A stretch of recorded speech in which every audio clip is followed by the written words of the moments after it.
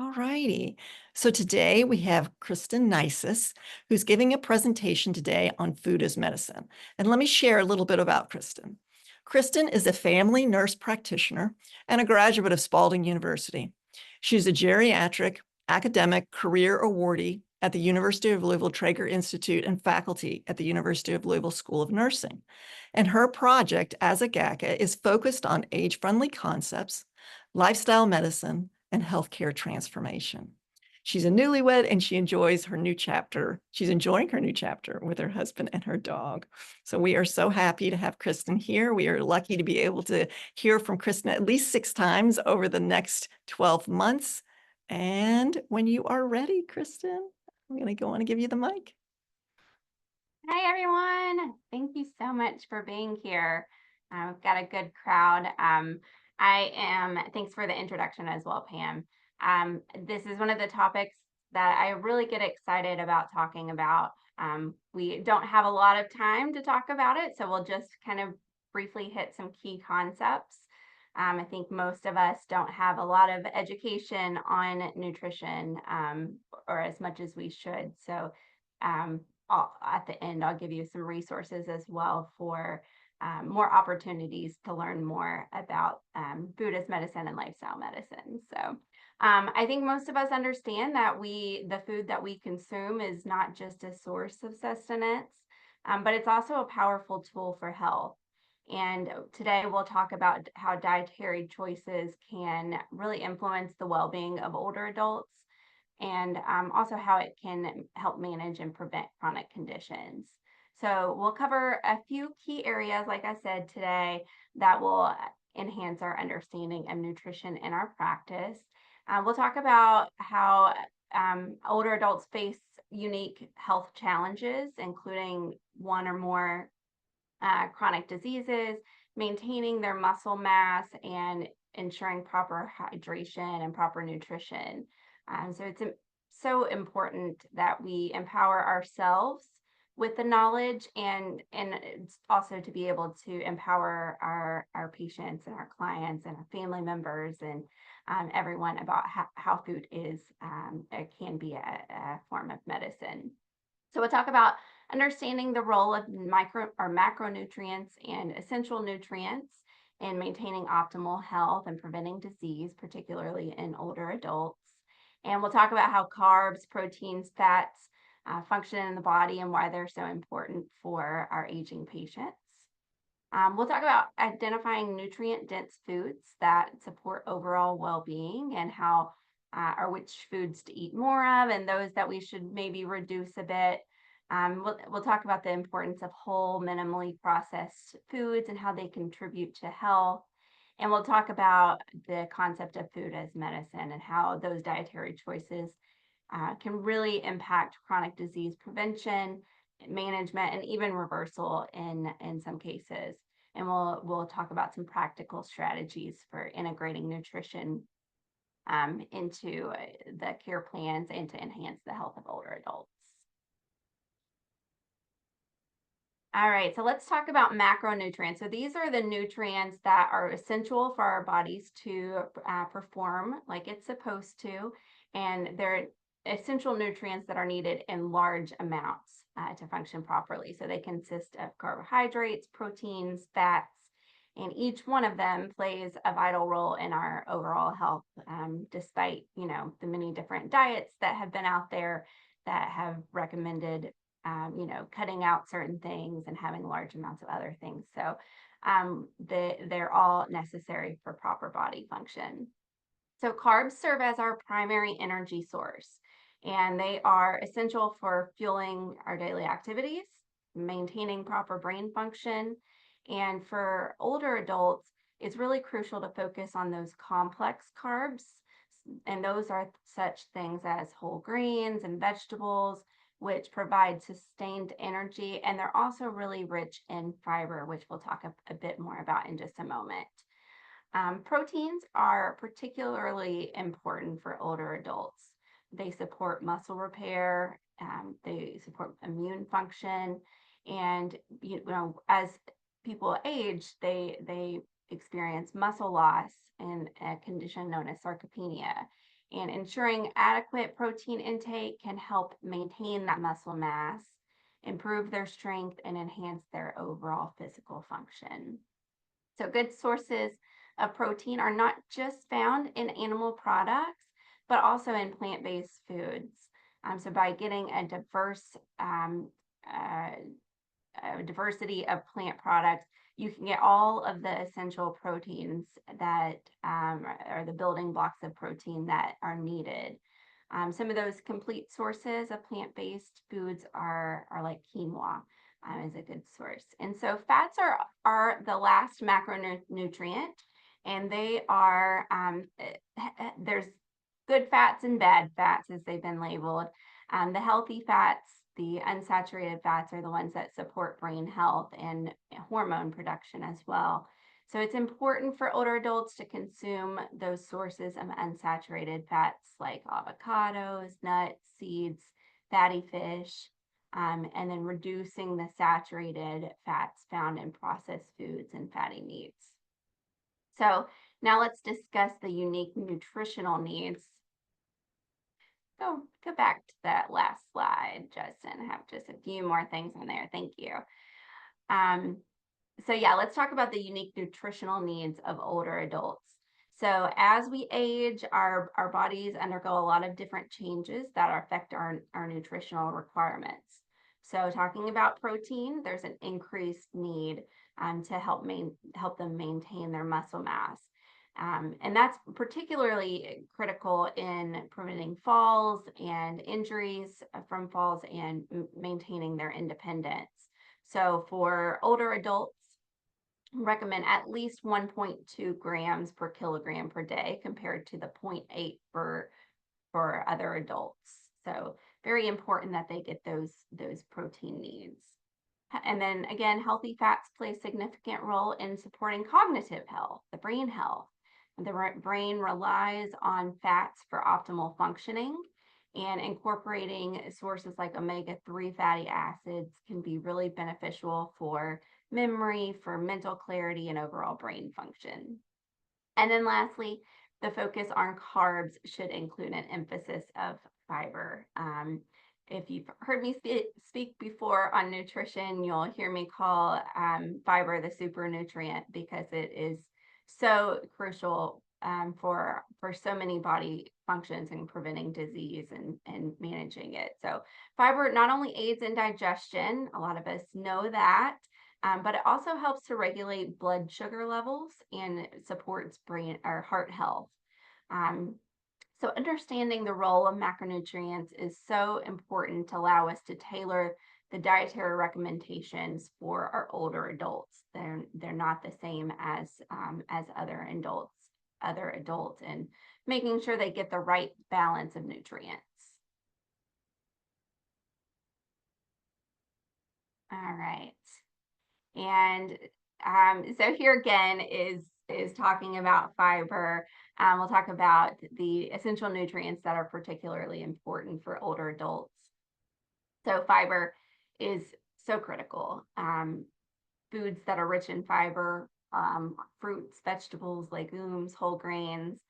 Fiber is only found in plant-based foods. So and again, they help support digestive health, they prevent constipation, aid in managing cholesterol levels, and they help manage the blood sugar levels. So it slows down the digestion so that there's not a big spike in the sugar and there's a more steady release. We also have to focus on important vitamins and minerals found in plant-based foods. For instance, vitamin D is crucial for bone health, and the main source of vitamin D is sun exposure. But we can encourage the use of fortified plant-based milks and mushrooms exposed to UV light to help meet that need as well. And then calcium is so essential for maintaining bone health and preventing osteoporosis. It can be obtained from plant-based sources like leafy greens, fortified plant milks, almonds, tofu. And then B12 is important for brain function, for nerve function, and red blood cell production. It's primarily found in animal products, but it's important for older adults that are consuming a plant-based or plant-forward diet to consider fortified foods or discuss supplementation options with their healthcare provider. And then finally, we can't overlook the importance of water. Staying hydrated is essential for older adults, and encouraging them to consume water-rich fruits and vegetables can also help support hydration and overall health, especially if we're increasing the fiber intake.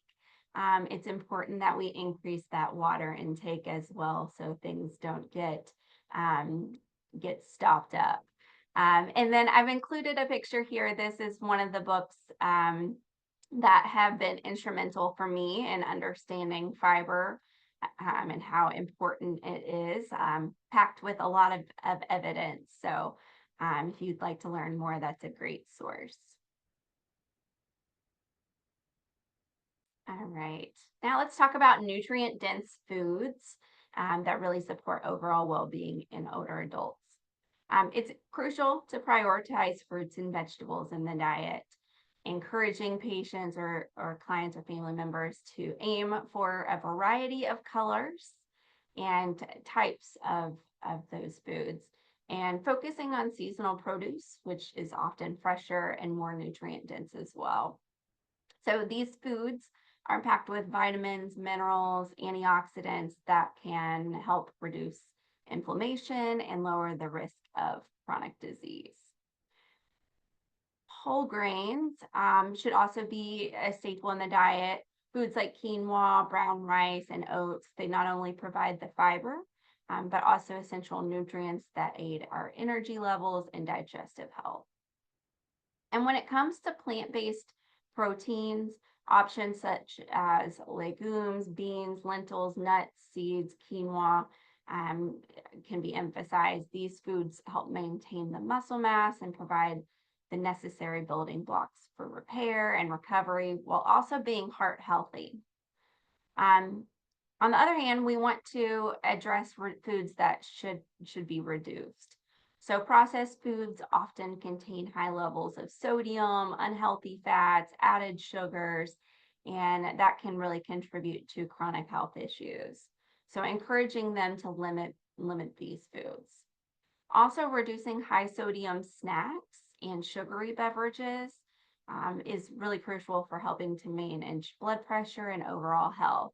So instead, opting to promote healthier snack options like fresh nuts, fruits, or homemade energy bars. And so when it comes to,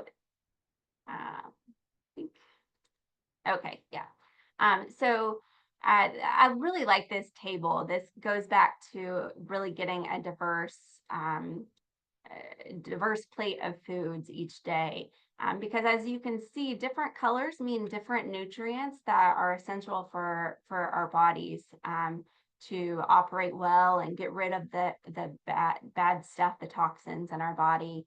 And you can also see, it shows the type of plants, the colors, what the phytochemicals are, and then looking at the benefits, looking at all of those things that these foods can do. So really also promoting that idea of how food can really be medicine.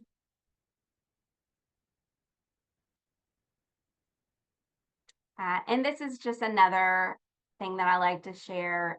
Again, a great way to eat the rainbow. We'll call it the Eat the Rainbow Bowl.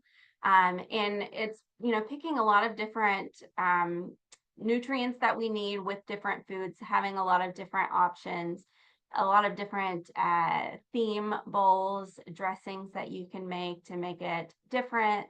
And just really a bowl that is full of so many good nutrients that's a great way to do that. All right. And so let's talk about now how dietary choices really impact chronic disease management. This is just a few diseases, some of the top 10 causes of death, including heart disease, which is our #1 cause of death. But really knowing that there are so many other diseases that nutrition and lifestyle can impact in a good way. but we'll focus on these 3 today as some of the common ones with our older adults. So first, in diabetes management, focusing on fiber-rich foods is key. And like I said, it helps the fiber helps to regulate our blood sugar levels while still providing the sustained energy that they need without those sugar spikes. So high fiber fruits, vegetables, and legumes can be helpful with that. And then for heart disease, the role of diet is critical. Really emphasizing healthy fats from plant sources such as avocados, nuts, and seeds can really promote heart health and lower cholesterol levels. So these foods provide essential fatty acids without the saturated fats that are often found in animal products and clog up our vessels and lead to heart disease. And then lastly, we need to consider cognitive decline, dementia, diets that are rich in antioxidants, particularly those found in berries and leafy greens and nuts, have been shown to support brain health. So encouraging older adults to include these foods in their diet can help protect them against cognitive decline.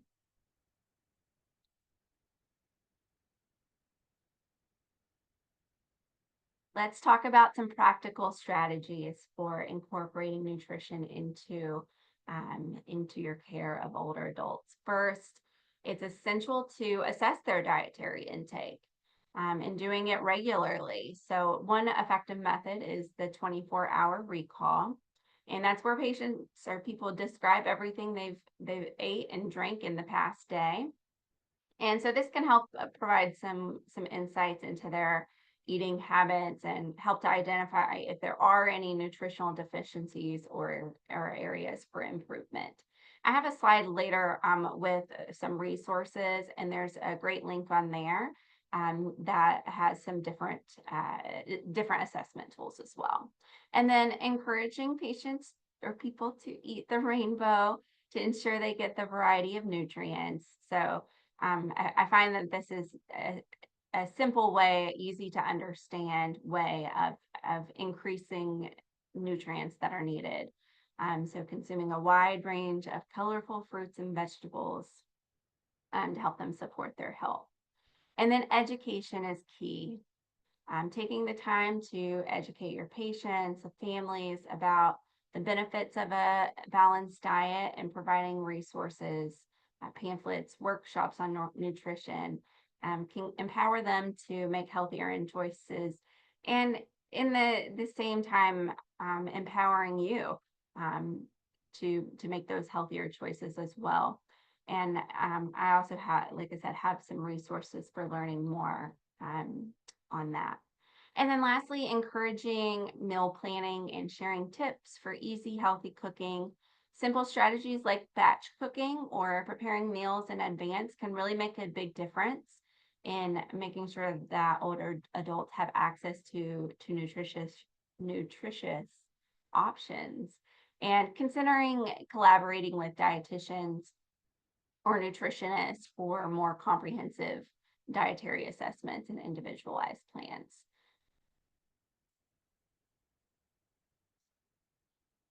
And I like this graphic, that what the typical American eats. We see lots of processed foods, sugary foods, fast foods, convenient foods. And what we have in America is really an epidemic of obesity, diabetes, heart disease, cancers, a lot of diseases that are killing people and decreasing their quality of life.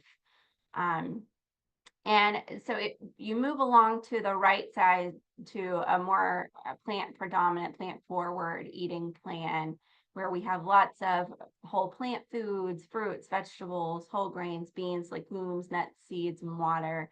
And our evidence shows us that that leads to a decreased risk of all of those same diseases.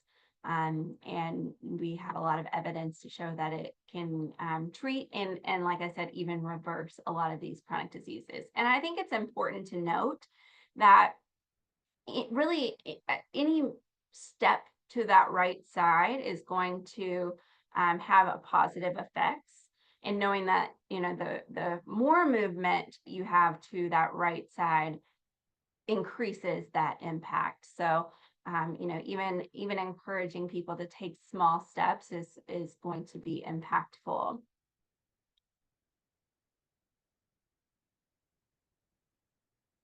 All right, so as we conclude, here are some key takeaways and some action steps to reinforce the discussion. So, empowering through knowledge, it's essential to understand the critical role that macronutrients and essential nutrients play in the health of older adults, so that we can provide better care and support for them.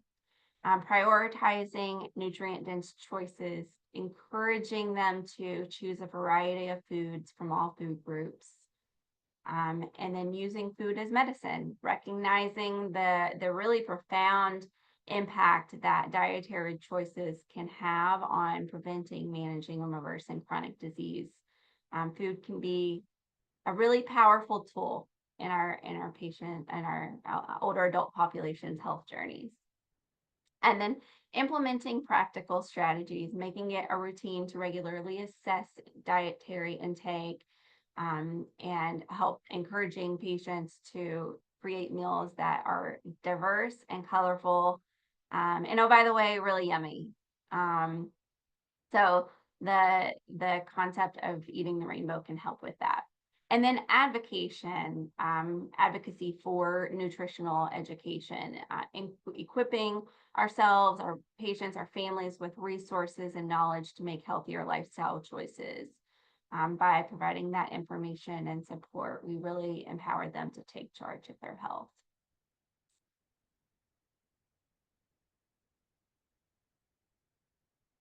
All right, and here's a great resource. The American College of Lifestyle Medicine is so gracious in offering this course for free. This is a great introduction to lifestyle medicine, but what I really loved about it was the nutrition portions. Even after doing a lot of education in lifestyle medicine and nutrition, I found this course alone was very helpful, and it is free right now, I think, until sometime next year for healthcare workers. So you can use that code at the checkout to get that for free.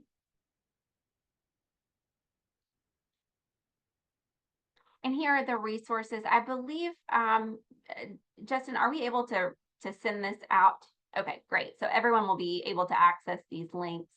A great jumpstart guide for food as medicine. That handout that I had on the Eat the Rainbow Bowl or Nourish Bowl. Some good nutrition myths. Sometimes that can be helpful with engaging with people to know what to say about some of those myths and to have some evidence for that. And then some resources on eating on a budget is helpful. And then again, like I said, here's a great tool for history and assessment tools for diet. And then the next slide is just some resources or some references rather, and then you can go on to the next one. And there's some contact information. Thank you. Thank you so much, Kristen. Of course. Oh my gosh, that was great. Got me very hungry, I have to admit. I should have eaten before I came. Thinking I'd like that and that and that. I would have to say I took a peek at your presentation, and I really did print out the Eat the Rainbow slide, and I put it right on our refrigerator. And I encourage you guys to go on and do that. It really just gives you some good ideas about the layering, of how you get all those different nutrients in there. And I thought, oh, this is really a cool little tip to go on. I was wondering if anybody had any comments or questions for Kristen. Pam, there are a few comments in the chat. Go on the book. All right. So let's see. So Aubrey, would you like to jump on and share your comment? Sure. So I just think that when we're talking about these issues, right, like we think about like overly processed foods, convenient foods, some of these foods that frequently get demonized. And I think one thing that's important to consider, right, is that those are foods that are convenient most frequently to people who lack access or time to these more nutrient dense foods or the ability to make these nutrient dense meals. So, I appreciate you sharing resources that have to do with being able to have access to these more nutrient dense options while operating on a budget. But I guess I'm just curious, right? Like when we think about these systems and access to food, is there anything in your perspective that you think that we're able to advocate for, either locally or even beyond that, that can help make these foods more accessible to people? That's a really great point. Thank you for sharing. And some of you in the community might have some more resources as well. So feel free to share that. I do know that there is a lot of advocacy going on currently for that very same issue. I do try in all of, do some cooking demonstrations and talk about nutrition quite a bit and try to give some options that are more cost friendly. There's a lot of really great ways, even things that you can get from some of the food banks locally that can still be very nutritious. But I agree, most of what you see in there are things like macaroni and cheese and high sugar, salt, peanut butter, and processed foods, and things like that. So there's definitely a lot of work that needs to be done.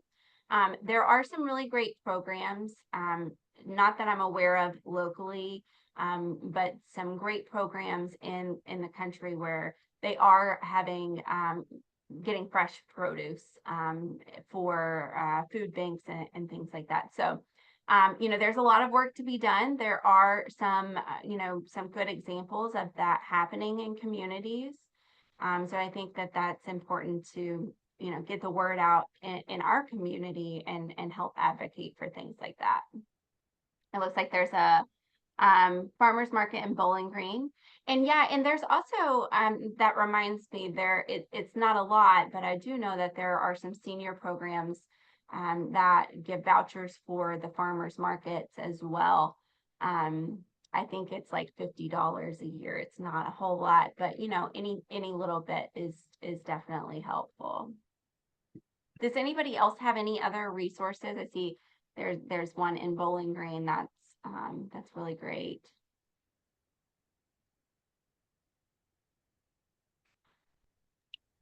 Kristen, I would just like to kind of add to some of that stuff because everything that Aubrey said is very true.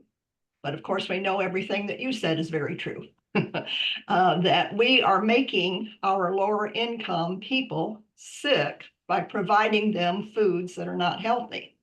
So that's where we need to come in and start advocating and start ringing the bell to our legislators.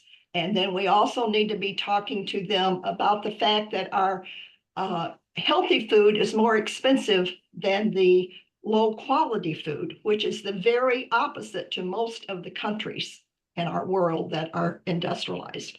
And we have to speak up because a lot of our folks don't know how to speak up.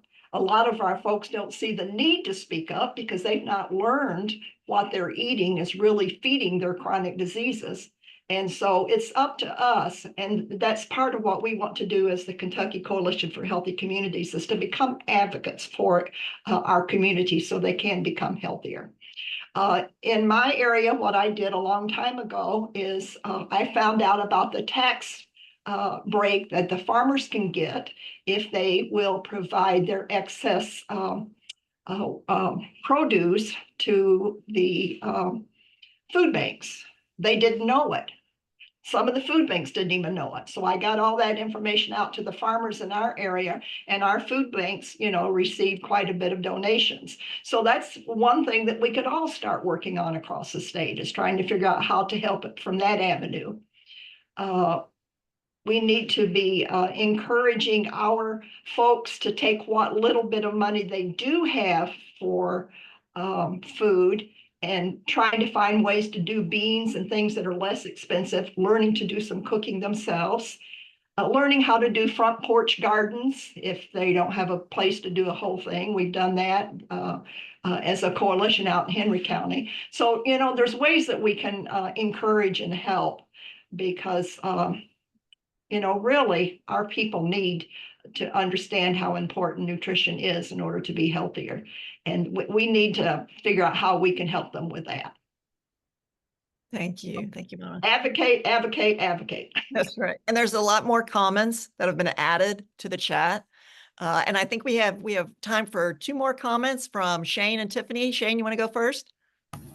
Sure. Thanks, Kristen. I really got a lot out of that. I'm glad I can. This is my first time with Project Echo, and I'm glad to be here. But just a comment as someone who has struggled with what I've eaten in the past, but I take it very serious now, what I put into my body, because it helps with my mental health. When I put good stuff in, I feel better up above my shoulders too. But even when I eat healthy, sometimes it might be an hour later and I'll think, man, why am I hungry again? And what I've learned is, sometimes I confuse hunger for thirst, and what will satiate me sometimes when I shouldn't be hungry again is just a big old glass of cold water. And that really helps. And it's tougher this time of year. When it's hot outside, it's easy for me to drink a lot of water. When it's cold, I find that I drink less. And so just saying that out loud right now, maybe I'll drink some more water today. But That's good. That's a message for all of us. You've been saying, yeah. And another thing to add to that is, fiber, it sits in there for a while. It takes longer to be digested. So increasing fiber can really help with that hunger as well. All right. I think Tiffany, you want to be our last word? There's a comment and there's a question. I've been looking, I'm so very, very glad to have been, this is my first Echo. So as a non-traditional student, I've been kind of looking into the whole nutrition thing and doing my research and getting exposed to stuff, dating back to the 90s. And by the way, I'm 58 years old, so I've had ample time in order to kind of, take a look at what I'm eating and that type of thing. But for those, when you're dealing with, and what Aubrey brought up earlier is that you're talking about, there's a multi-systemic issue where you have several factors that are kind of fighting, not necessarily fighting. You have the cultural thing, because different cultures eat different ways, and that's just the way that they pretty much have eaten and so forth and so on. They don't know better, based on what family they're part of. And then you have places like the west end of Louisville that have, that is for all intents and purposes, a food desert. It doesn't have, and this is a nationwide epidemic where poor neighborhoods, lower property values, and stuff is just not available as it is in other, in the East End and just other places. And then you have, if we're talking about the elderly, places like Dare to Care and other pantries may be very well available, but the older an individual gets, there's a lot of individuals, particularly if they're poor, who have made the choice to not drive. And so transportation is an issue. And now that our public transportation system has decided that they're going to cut additional routes and all that kind of stuff, that puts up further barriers. So here is my question. Do you know of, or does anyone know of, a way, where we can make inroads for advocate, in order to advocate? Is there a specific organization? Is there current legislation on the Kentucky floor of the congressional, House in Frankfurt? What specific steps can we do in order to kind of move forward with this? Because this is this is not just something, of course, in the west end of Louisville. This is regardless, it's not only affects those who are older, but this is a widespread problem. And even those of us, I think I recently saw somebody with a graduate degree, a master's and doctorate degree, trying to work a job or whatever, and barely having anything left over just to be able to buy themselves some food after they've attempted to take care of their basic, housing needs or whatever. What specific way, what inroads can we do? What's the first step that we can actually make to begin to advocate for this situation? Because this is a trip.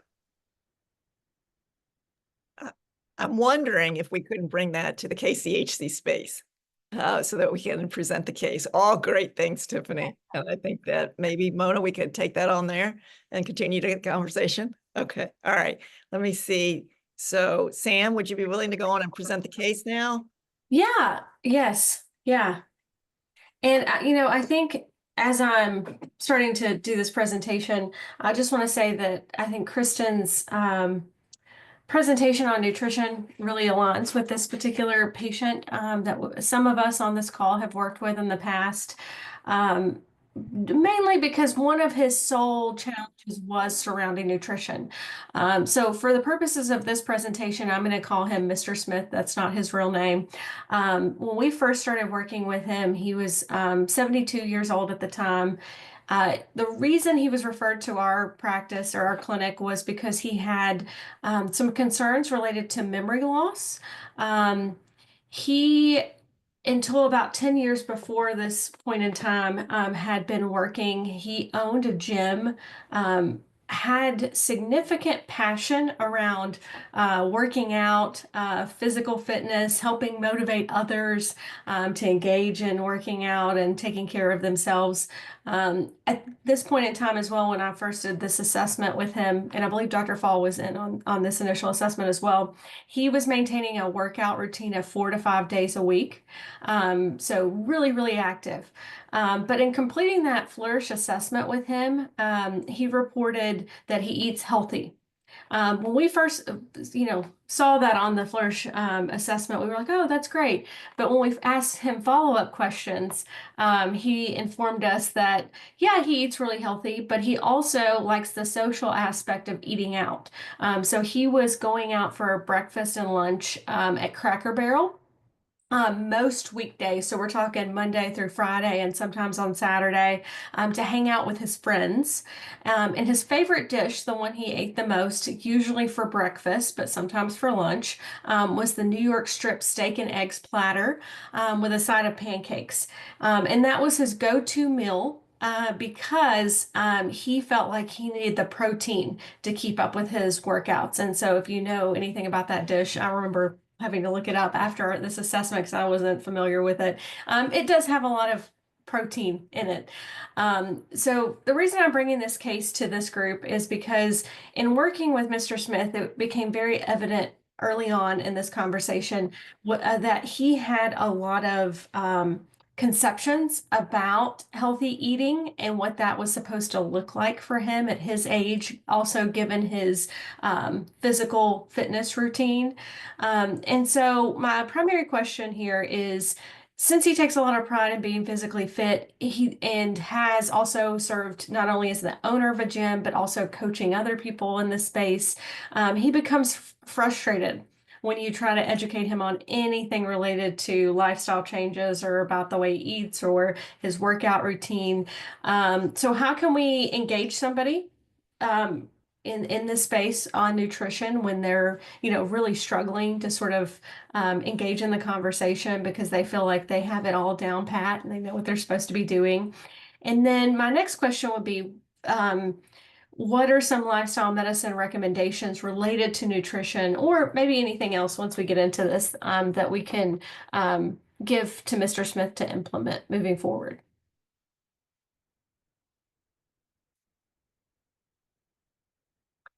And on this slide, I have a couple of pieces of the puzzle related to some of Mr. Smith's background information. At the time of this particular assessment, his primary challenge was his memory and cognitive decline. He did not have a diagnosis of dementia at the time of this assessment of any type. I will tell you, during the assessment, he became very confused. He repeated one story in particular, if I recall correctly, about 3 or 4 times. It almost like from start to finish verbatim, like he didn't remember that he'd already told us that story. So it was almost like he was on autopilot. Outside of that, he didn't have any chronic conditions. However, when you look at his clinical measures, you can see that in terms of some of his clinical measures, particularly like the A1C, a little bit on the borderline, for the standard criterion for that. And then also when you look at his HDL, a little bit lower than what we would normally like to see for that piece. So again, had not formally been diagnosed with any chronic conditions at this time.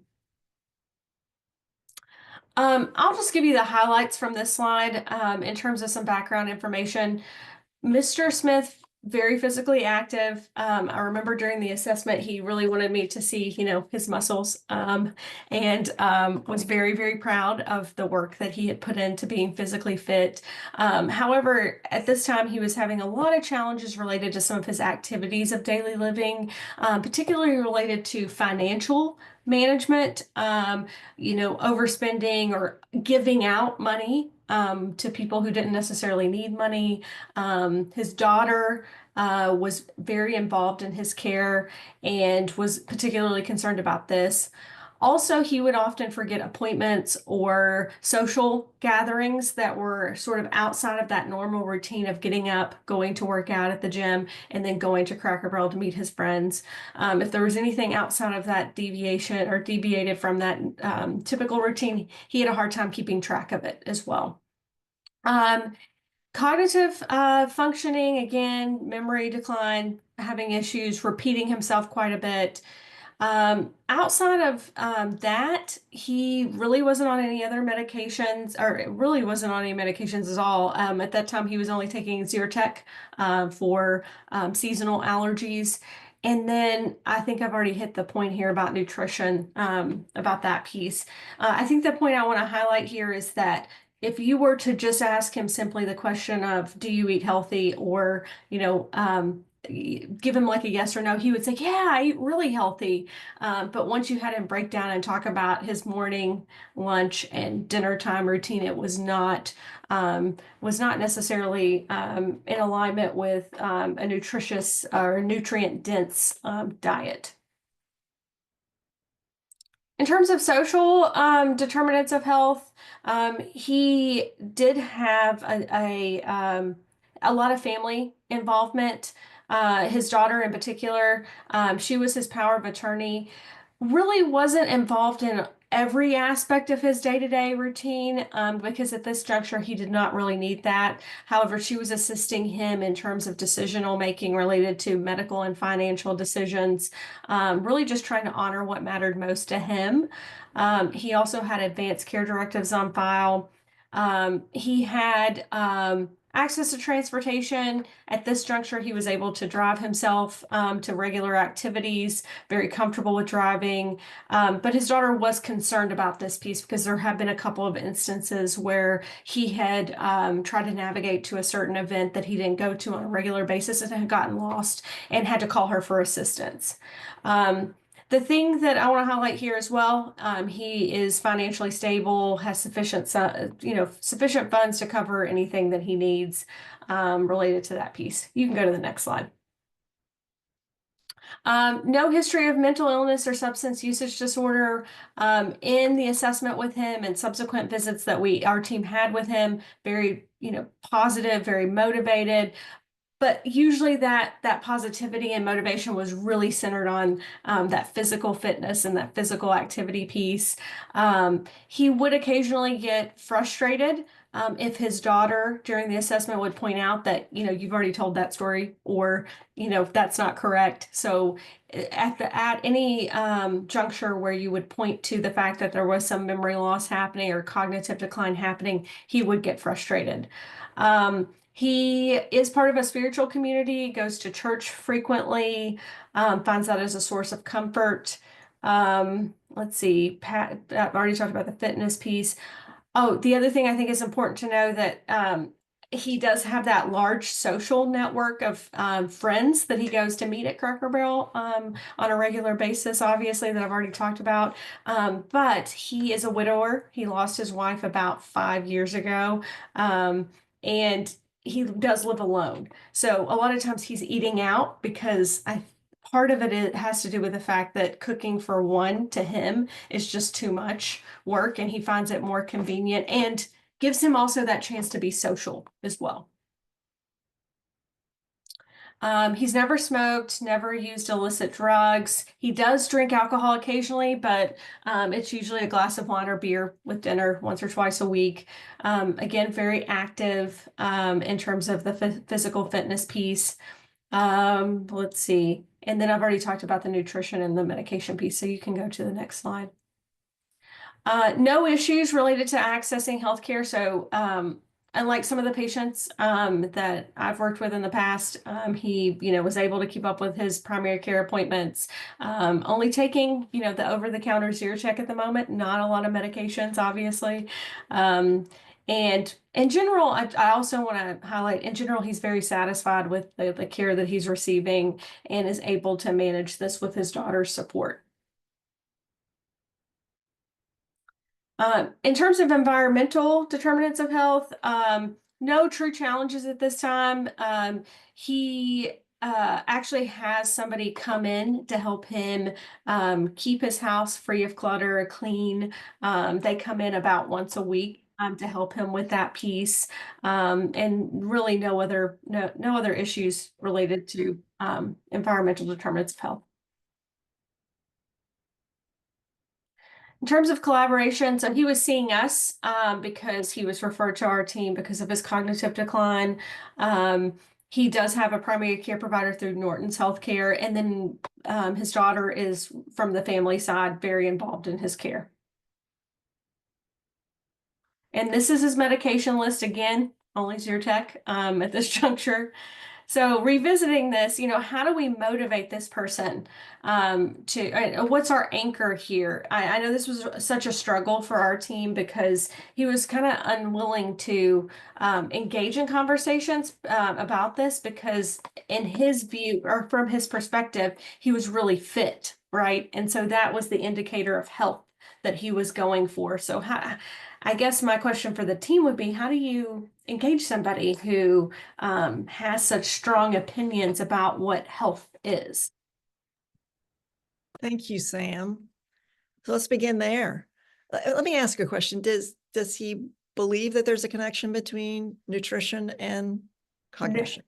No. Yeah, I don't think so. Like when we were initially having this conversation and talking about, just that general concept of food as medicine, he defaulted to, but I eat really healthy over and over again, right? So it was one of those things. And I think it was actually, I don't know if Dr. Fall is still with us, but I think it was her who was like, well, tell me, what do you normally eat for breakfast? What does that look like? And had him actually break it down for us in the assessment because he was standing by that, and we were really just trying to do that holistic assessment of everything going on with him. Mm-hmm. Yeah. Does anybody have any ideas of where we could begin with Mr. Smith? Hey, this is Laura with Trager Rehab. Yes. So I just see kind of a connection with the fitness industry. As a physical therapist, I get this all the time with patients. I'm really into fitness. And one of the things that has always helped me in that conversation with them is to remind them of the history of the fitness industry. So most of what drives the fitness industry is helping people look better. And it sometimes means that is helping them get healthier, but not always. And so I think a lot of the nutritional recommendations from the fitness industry are very geared towards lowering that body fat percentage, but they're not necessarily for optimal health. And it's the same with exercise, right? Any exercise is better than none, but there are a lot of exercises that are very popular in the fitness industry that exacerbate joint pain for a lot of my patients. And having that conversation about, let's talk about why these exercises became popular. It's so these muscles look better. It's not so those joints are healthier. So that may be helpful. Yeah, that is helpful. Thank you. That is. Other comments? Is there, because I know that and I'm sorry, I'm a social work intern from Traeger. I didn't identify myself before. Is there because I know on the assessments, on a couple of the assessments that we use at Traeger for intake, I'm a part of the caregiver program. We're very, very specific as far as the question is not phrased, do you eat healthily, but do you eat more than 4 or 5 servings of fruits, vegetables, whatever during the day? Do we know, is there, I'm wondering, does he have a liking to vegetables? Is there a history as far as what he was fed younger as a kid or something along that line? To ask how many of those, things that he eats regularly on a daily basis. And being able to connect that with, I guess, going back to his physique and his fitness and so forth and so on, that may be, pointing out all the nutrients and the vitamins or whatever that is not only good for his physique, but also good for his brain. And that might be a way, that may be an inroad. Also, I'm not for certain if he had or has any role models, but that encouraged him as far as, I'm not for certain what era he grew up in, but I know you have the Arnold Schwarzeneggers and, the Mr. Universe and so forth and so on, to be able to kind of relate and find a way in order to link those things up as a way to be able to possibly stress that particular important, or get him at least to agree. That's just an idea. No, those are all good points, Tiffany. And I would say that, I think for him, he has this very fixed view. And I think it kind of goes back to what Laura was saying earlier about this fixed view about what protein is, what that looks like, maybe not necessarily understanding the connection between plant-based protein and what he needs. I think he would have probably answered that question about vegetables saying he did, because he was eating a lot of potatoes and a lot of starches, right? That he was considering vegetables because they were non-meat items. Sam, I realize that, one over-the-counter medication for, an older adult of 72 is, quite low, but I'm wondering if Zyrtec has any cognitive, if he was taking Benadryl every day, I would, be concerned about the Benadryl use. Does Zyrtec have any of the same cognitive challenges that?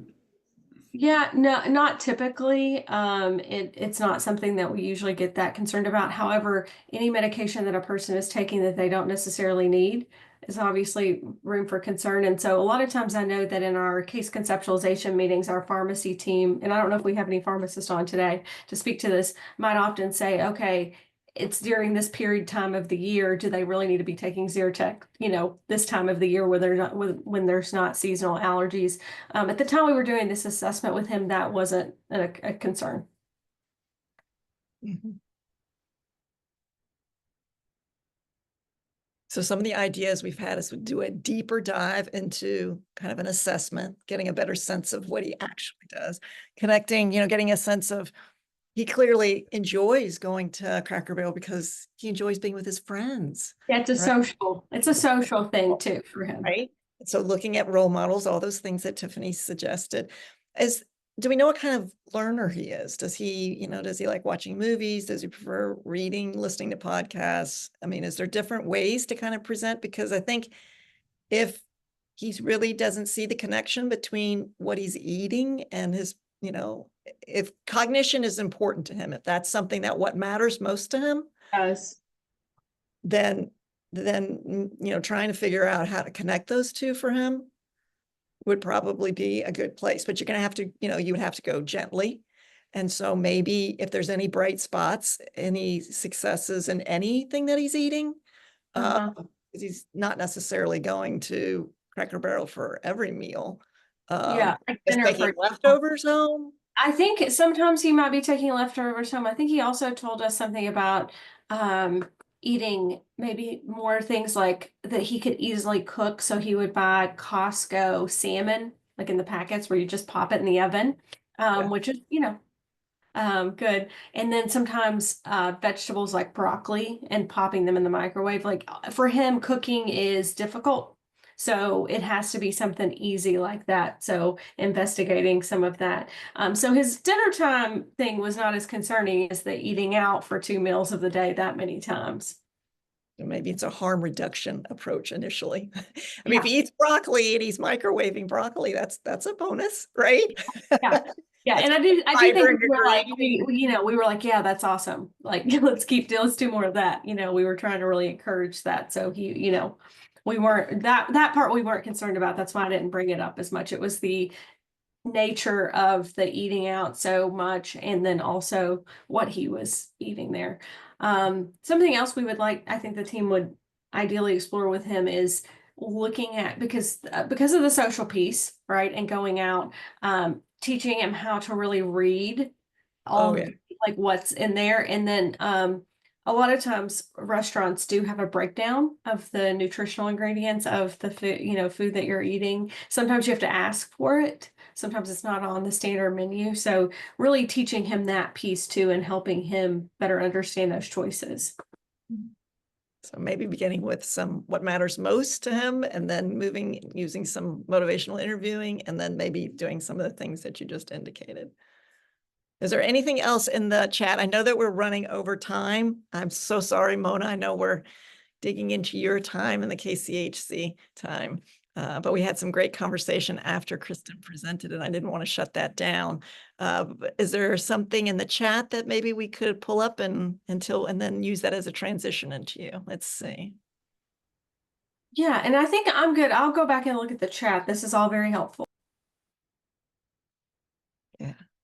Okay, so let's go ahead and pull up the slides for the KCHC. I just have a few slides I need to share with you, then I want to get down to what we said that we would do from the conversation. The KCH purpose is to train and empower stakeholders and community members to provide hope and education for their communities. We really believe that health is possible, including physical, mental, emotional, and spiritual.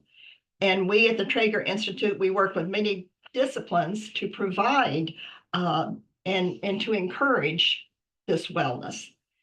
We believe that our patients and our families and our communities can become healthier. And we understand that health is contagious. Therefore, it's important for us to model good health ourselves.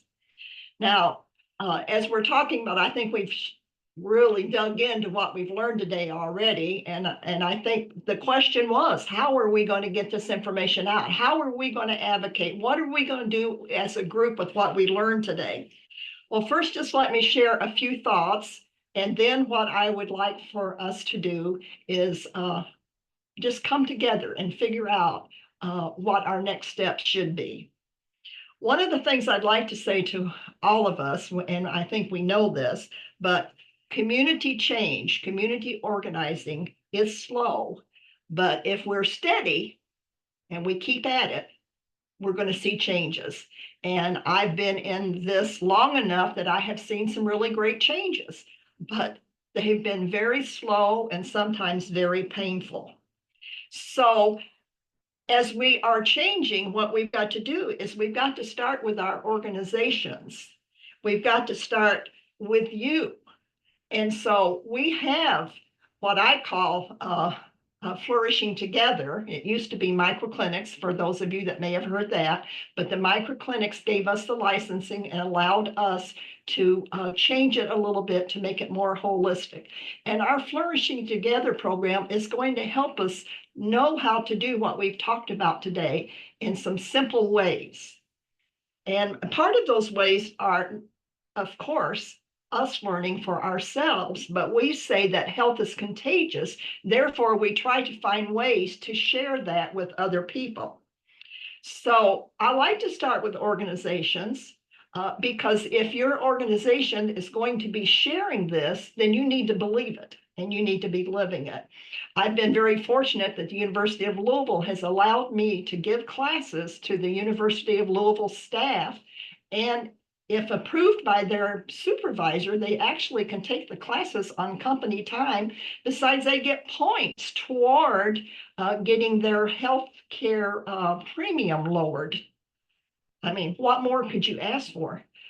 And I've tried to do that with some other organizations so that their workers are understanding it. Then as we are understanding it as organizations, we are sharing that with our families and we're seeing them becoming healthier. And then we're sharing it with our communities and seeing them become healthier.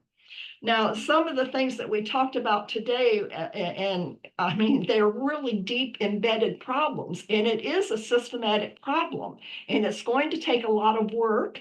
It's going to take a lot of frustration because there's going to be times that we're going to feel like putting our hands up in the air. I've been there. I've done that. It's hard to find the time, as someone has just mentioned, because each and every one of us have so many hats with our own jobs and our own lives.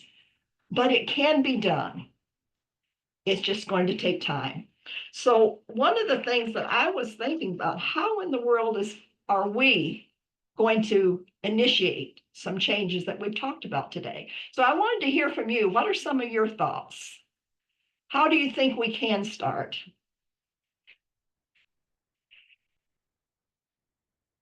I think during these presentations, I was connecting the dots to a lot of the patients I'm currently working with in behavioral health as an intern at Trager. It's a really universal, it's a really human thing to have room to improve our diets and the way we engage in food. And even though it is connected to these larger systems, I can think of just really small ways on an individual level just to give information, to plant little seeds, and I can imagine that rolling into bigger change. Thank you. And that's important. Start where we are, with our own little corner of the world, and plant little seeds. In Flourishing Together, one of the things I say over and over again is start where you are, start small, get used to those changes, and then do more. Sometimes we want instant oatmeal. That's who we are as Americans. We want everything to happen at once. It won't and it can't, but it can happen with persistence and time. Okay, anyone else? I like that one. I'm writing down all these ideas.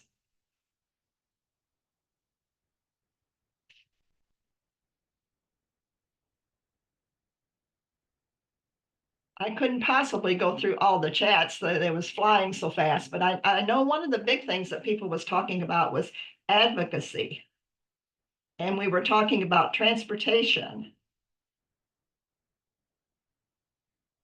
cost, availability. Well, that is a big one. You know, I'm in a rural area. I know I have to drive 30 minutes to get to a grocery store.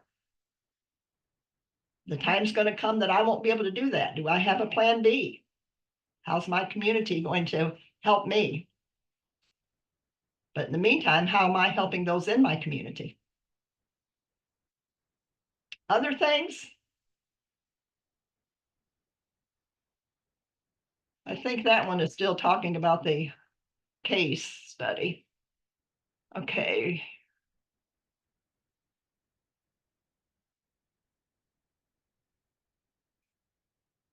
Okay, so as you were sharing your concerns and saying, what are we going to do? What are some thoughts? What can we do? We've got all of these big things in front of us.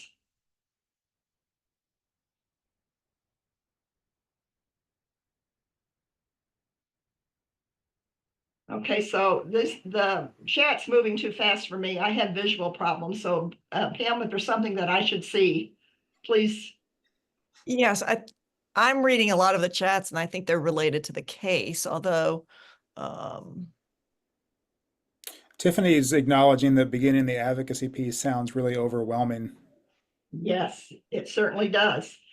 And that's one of the things I was thinking when I was sitting here trying to figure it out, you know, when we were going so fast, because I'm like the rest of you, you know, I'm overwhelmed with already what all I'm doing.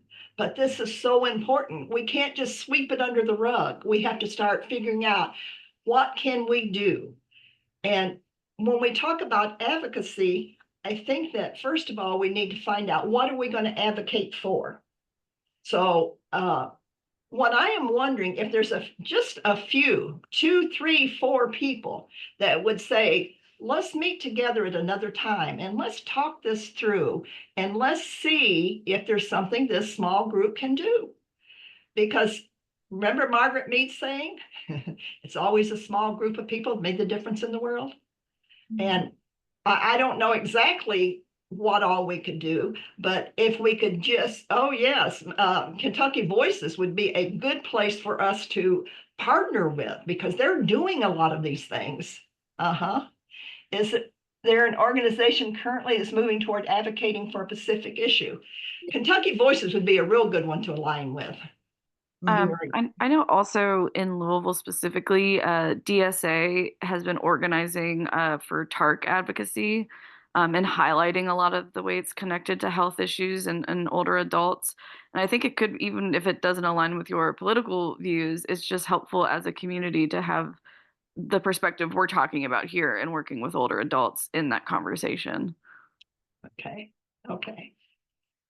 If any of you would be interested in meeting with me and maybe the few others, I'm not sure with Trager how many we can get to come together, but just to start investigating some of these things and find out what is available, who we can align with. Not that we're going to start a new thing all on our own. Let's advocate by collaborating and getting in with other groups. So if you would either put that in the Bev Beckman says she will be glad. Pam and Justin, will you keep up with that for me? And even after this is over with, if you have time to think it through and maybe even you need to talk to a supervisor or someone, send Justin an email and he will make sure that I get it okay. We don't have to have a large number, but you know, if we can just get some of these minds together and start thinking about how we can help our people in our community. And also let us remember as small, intricate communities and families, a few things that we can do. Perhaps we can make our garden just a little bit bigger and share it with a senior couple down the road or a family that has a large number of kids. When we go grocery shopping, maybe we could call someone and say, do you need anything? I'm going to the store. Just spend some time checking on each other. Those of us that may be a part of a faith-based organization, that we would start looking outside of our congregants and see where we may be of help. Just be community. That's one small way to start, is for each of us to start something in the corner of our own little world. We need to go on because we have a few other things we need to talk about. Yeah, we should do more to check on the elderly near us. Thank you for saying that. Yes. And what is that one? AARP. Okay, yeah. Pam, you might even have some information for the friendly, I'm sorry, my mind is friendly communities, yeah, that you could help us with, you know, like. Oh, the so. age-friendly Louisville. Yeah. Interested in learning more. Thank you, Jamie. Okay, so Justin, are you doing this particular one? Sure, yeah. So the call for presentations is open for the 2025 Optimal Aging Conference, which will be next May, hosted here in Louisville. If you have a topic that you'd like to present on, or you know somebody who does around caring for older adults, the theme this year is the art of aging. Please check out our website and you can learn more. If you have any questions, you can always email me, but we would love to hear about any really inspiring work that you or someone you know are doing around helping people age. Okay, thank you. So I've already mentioned the Flourishing Together class, but this is a free 10-week class that we offer through the Trager Institute. And we're going to learn easy and practical ways to eat healthier, become more active, and take control of our own health. And we'll learn a healthier lifestyle to prevent and manage diabetes, heart disease, and other chronic diseases. And the other things that we offer through the Trager Institute is our Flourish program.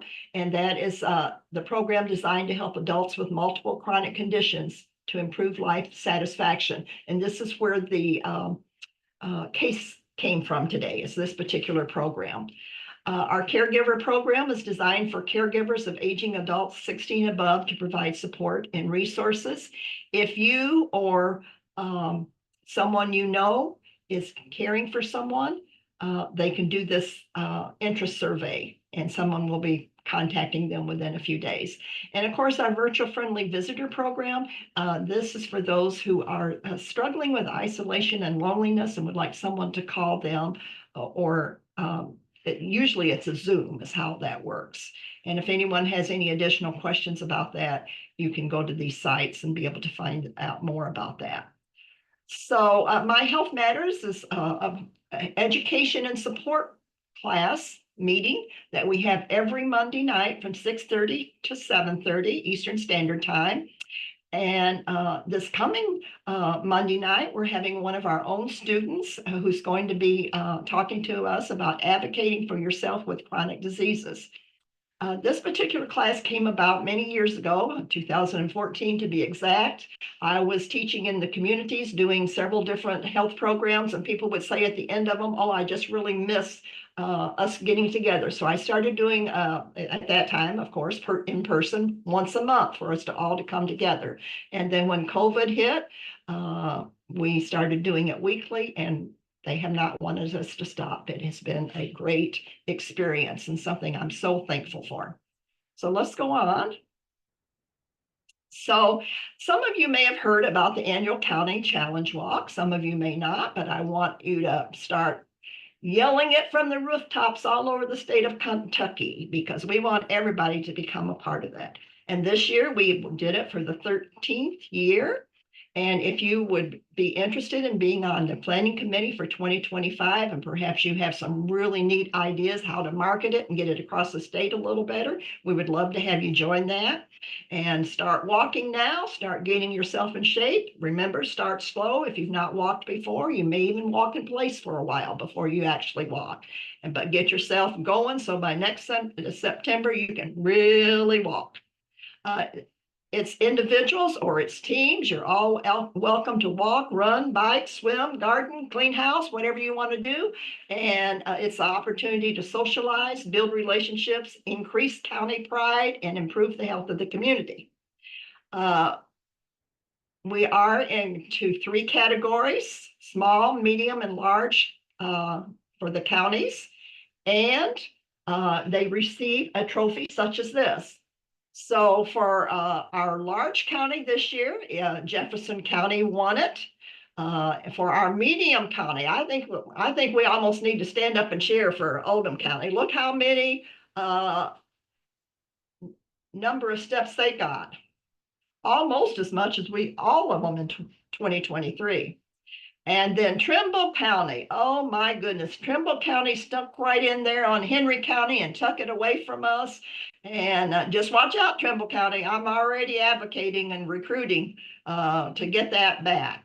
So let's give all of them a real big cheer. I know that we have someone from Oldham County and I believe Trimble County on. And of course, Justin, he has kind of been the lead for Jefferson County. So we thank all of you for being with us. And those of you who came on for the first time because of this trophy, we certainly hope that you'll come back and be a part of us. So again, start thinking about next September and get your groups together. And, you know, as much as I love these counties that are close to us, I would love to see counties in the other part of the state win as well. Okay, so let's go on to the next. I just wanted to share with you, we do a program out here in Henry County called Walk with the Doc. It's the first Saturday of every month at 9 a.m. And if you live close enough that you'd like to come out and walk with us, we would certainly love to have you. We know that walking is one of the best things you can do for your overall health. So we really want to encourage that. If indeed you think, boy, that sounds great, I would like to do that. What you need to do is just get a hold of the Walk with the Doc and find out what the requirements are. There is a licensing fee to be a part of the program and then a small fee yearly, but they provide some things for you for that. And one of the important things is the liability for walking. So if you do that, let us know, because we'd like to be able to say that through our Kentucky Coalition Healthy Communities that we've been able to increase the Walk with the Doc program as well. Okay, so let's go on to the next slide. So in closing, I'd just like to say, as we were trying to think of what we really wanted to be able to do as a coalition, we came up with this pledge. We will become an effective state coalition working with community members and community-based organizations to empower our state to become a healthier and compassionate people. I can feel the compassion, I can feel the concern, and even though everyone agreed with our presentation, we immediately went to the ones that maybe it would be harder for them to be a part of that. To me, that is showing a real concern and a real compassion. But let's also remember that sometimes we need to think outside of the box when we are thinking about the cost of the healthier foods, because really the processed foods are pretty expensive. And if we could all learn to cook from scratch a little more, that would make it less expensive. If we would all decide that beans are not only good for us, but they're also a cheaper source than the expense of a meat. I'm not saying vegetarian all the time, but just exchanging some meals can decrease the cost of groceries. And then look at the comfort foods, how expensive they are. So again, gently talk to people from that perspective as well. So what are we going to do in order to be able to share all that we believe in? Well, first of all, we have to practice self-care. We have to believe it and be able to model those healthy behaviors to our families, our coworkers, and the members of our community. Someone drinking a soft drink, talking about health, somewhat kind of disarms that message. So let's be careful that we are walking our talk. Now, that's not saying that we are never going to have a treat, if you want to call it a treat. To me, a big, good, juicy orange is a treat. But it took me years to get there, folks. It didn't happen overnight. So be patient with yourself, be patient with the ones that you're working with, and do it with passion and that compassion. Passion and compassion that I saw today when I saw the chat going wild, standing up for our people that can't go out and buy all these healthy things. And I really appreciate you. And I will turn it back over to Justin or Pam, whoever's going to close us out.